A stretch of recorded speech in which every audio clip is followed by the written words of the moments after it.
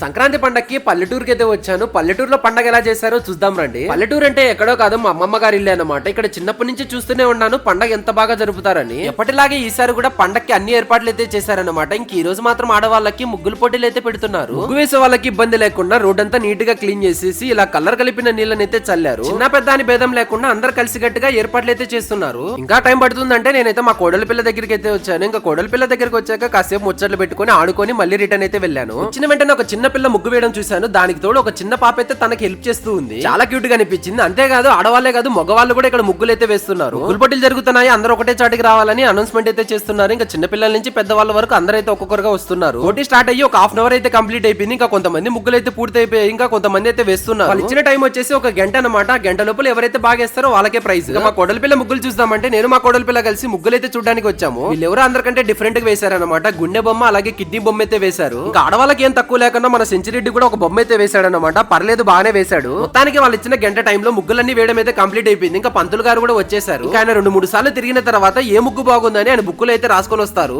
ఎవరికి ఎటువంటి ఇబ్బంది లేకుండా నీట్ గా జడ్జిమెంట్ అయితే ఇస్తారనమాట. ఇంకా మొదటి ప్రైజ్ వచ్చేసి ఈ ముగ్గుకి అయితే వచ్చింది. అంతేకాదు సెకండ్, థర్డ్, ఫోర్త్, ఫిఫ్త్ వచ్చిన ముగ్గులకు కూడా ప్రైజెస్ అయితే ఇచ్చారు. చివరికి ముగ్గు వేసిన ప్రతి ఒక్కరికి క్యారీ బాక్స్ అయితే ఇచ్చేసి అందరికి న్యాయం చేసి డే అయితే ముగిచ్చేశారు. నెక్స్ట్ వీడియోలో గొబ్బెమ్మ పండుగ ఎలా జరిగిందో చూద్దాము. సో మీకు ఈ వీడియో నచ్చితే లైక్ చేయండి, అలాగే మన ఛానల్ ని సబ్స్క్రైబ్ చేసి పెట్టుకోండి.